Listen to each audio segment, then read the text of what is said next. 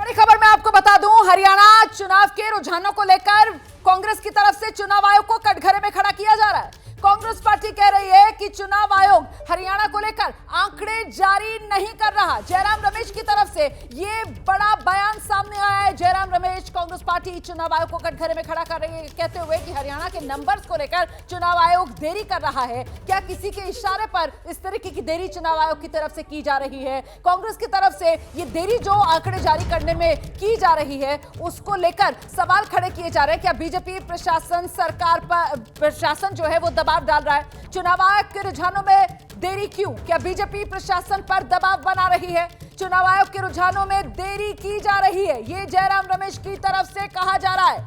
कांग्रेस सीधे सीधे कटघरे में बीजेपी को खड़ा कर रही है। शाहनवाज हुसैन साहब, सुना आपने, जयराम रमेश कह रहे हैं कि बीजेपी प्रशासन पर दबाव डलवा रही है, इसी वजह से कहीं ना कहीं चुनाव आयोग नंबर जारी करने में ये देरी। Please respond. बताइए, पूरी मीडिया है, आपके लोग हैं हर बूथ पर, क्योंकि हरियाणा में चुनाव हो रहा है, 90 विधानसभा है, तो हर जगह लोग मौजूद हैं। लेकिन कांग्रेस पार्टी अभी से माहौल बना रही है। अरे आपको जनता ने वोट नहीं दिया तो आप चुनाव आयोग पे आ गए, फिर आप शाम तक ईवीएम पे आ जाएंगे। ये तो कांग्रेस की आदत है, जब जीत जाते हैं तो मीठा मीठा गप गप और तीता तीता थू थू।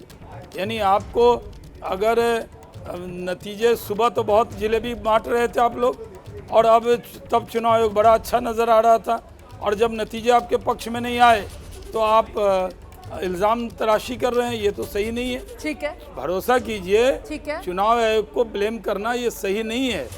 आपको यकीन होना चाहिए। अगर आपको चुनाव आयोग पे यकीन ही नहीं है, आप चुनाव भी लड़ते हैं, चुनाव आयोग पे यकीन नहीं करते, जब जीत जाते हैं तो कहते हैं चुनाव आयोग बड़ा अच्छा है, हार जाते हैं तो चुनाव आयोग खराब है, ईवीएम ये सही तरीका नहीं है। बच्चों का खेल चल रहा है, मतलब हम हार रहे हैं तो फिर हम मानेंगे नहीं, दूसरे वाले ने चीटिंग कर ली, मतलब अंगूर खट्टे, चल क्या रहा है? ये एक प्रक्रिया होती है, और वहां पर जहां काउंटिंग हो रही होती है वहां सब पार्टी, सब जो उम्मीदवार होते हैं उनके रिप्रेजेंटेटिव्स वहां पर मौजूद होते हैं। ऐसी थोड़ी कोई धांधली हो रही है। किस तरीके का ये आरोप है? तो भ्रम फैलाने वाली बात हो गई। रागनी, रोमाना, सवाल पूछने और इल्जाम लगाने में फर्क होता है। ओके भाई, उसके बीच की रेखा बारीक हो सकती है लेकिन मजबूत रेखा है। क्या कहा जयराम जी ने? लोकसभा नतीजों की तरह हरियाणा में भी चुनावी रुझानों को जानबूझकर चुनाव आयोग की वेबसाइट पर क्या धीमे धीमे शेयर किया जा रहा है? क्या भाजपा प्रशासन पर दबाव बनाने की चेष्टा कर रही है? ये दोनों सवाल हैं। ओके, और ये सवाल पूछे गए हैं और इसमें टैग भी किया। ऐसा नहीं है कि हम हिट एंड रन कर रहे हैं। ये ईसीआई को टैग करके सवाल पूछा है कि देरी क्यों हो रही है, आप बताइए। और क्या देरी होने से प्रशासन पर दबाव भी पड़ सकता है? और मुझे लगता है ये वाजिब सवाल है लोकतंत्र में।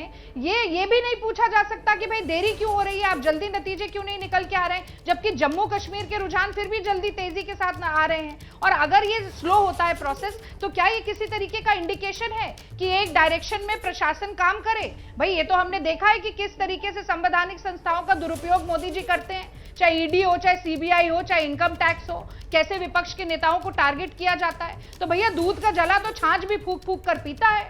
तो हम तो वंस बिटन ट्वाइस शाय, हम तो सवाल पूछेंगे, और सवाल कभी भी लोकतंत्र को कमजोर नहीं करते हैं, मजबूती प्रदान करते हैं। लेकिन उसमें यह कहना कि भाई कांग्रेस पार्टी तो अब सवाल भी नहीं पूछ सकती, अगर सवाल पूछ ले तो वो ईवीएम को लेकर आ गए। क्या ईवीएम पर हमने कोई टिप्पणी की है कि ईवीएम गलत थी, या ईवीएम के नतीजे जो निकल कर आ रहे हैं गलत हैं? काउंटिंग का जो प्रोसेस है उसको लेकर सवाल पूछा, और मुझे लगता है ये बहुत ही जायज सवाल है। रोमाना, जायज सवाल वो कह रही हैं शाहनवाज भाई, वो कह रहे हैं जायज सवाल है, काउंटिंग को लेकर पूछा है, सवाल ही तो पूछा है, क्या हो गया? सवाल तो पूछेंगे लोकतंत्र में। नहीं, देखिए, मशकूक होना, शक करना, इल्ज़ाम आयद करना, भ्रम पैदा करना, संवैधानिक संस्थाओं से के ऊपर सवाल खड़ा करना। जयराम रमेश जी ने सवाल खड़ा ही तो किया है कि नतीजे स्लो क्यों आ रहे हैं। अरे रमेश साहब, इंतज़ार कीजिए ना। आपको एक जगह तो खुद रागिनी जी ने कहा कि जम्मू कश्मीर में सही आ रहे हैं, यहाँ स्लो आ रहे हैं। स्लो नहीं आ रहे। जम्मू कश्मीर में वोटिंग कम है, मतलब वहाँ वो जो वोट है, यहाँ बहुत वोट है। सबको गिनने में राउंड बड़ा होता है। वो 16, 14 या 12 या 16 टेबल लगी होती है, ईवीएम होता है, और हर पार्टी का इलेक्शन एजेंट होता है।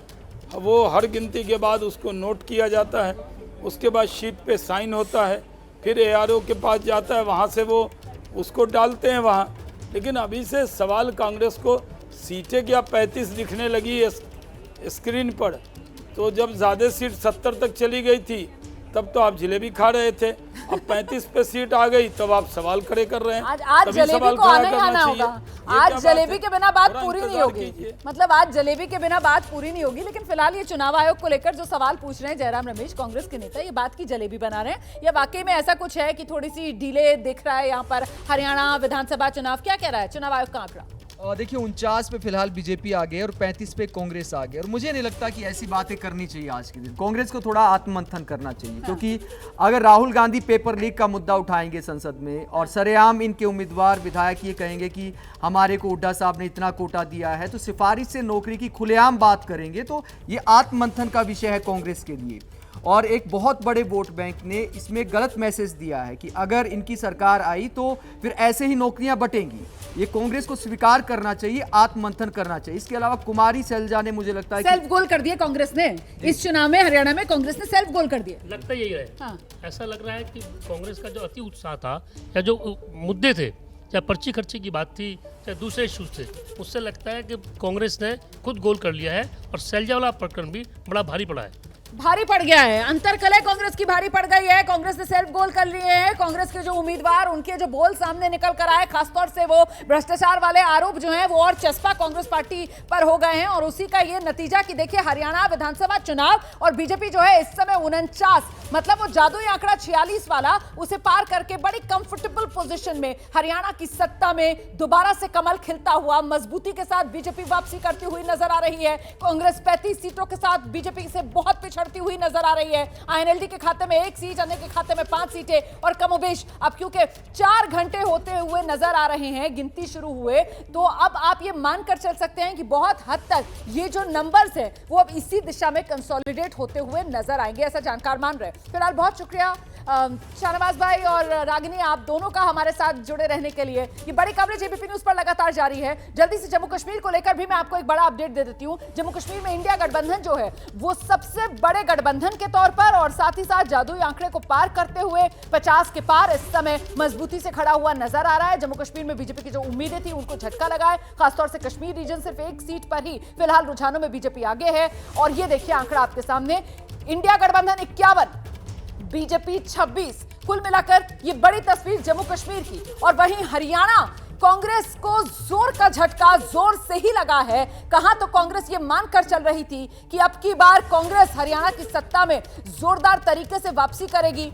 10 साल का इंतजार, कांग्रेस का सत्ता का सूखा 10 साल का वो खत्म होगा और वो भी बम्पर जीत के साथ। लेकिन यहां पर कांग्रेस की सियासी फिल्म फ्लॉप होती हुई नजर आ रही है और बीजेपी हरियाणा की सत्ता में हैट्रिक लगाती हुई नजर आ रही है। बीजेपी 49, कांग्रेस 35, INLD 1, अन्य के खाते में 5 सीटें जाती हुई नजर आ रही हैं।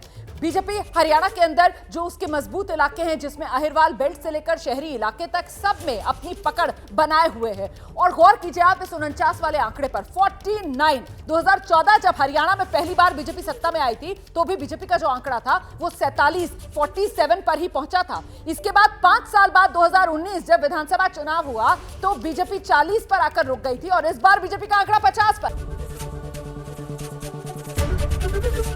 एबीपी गंगा, खबर आपकी, जुबान आपकी।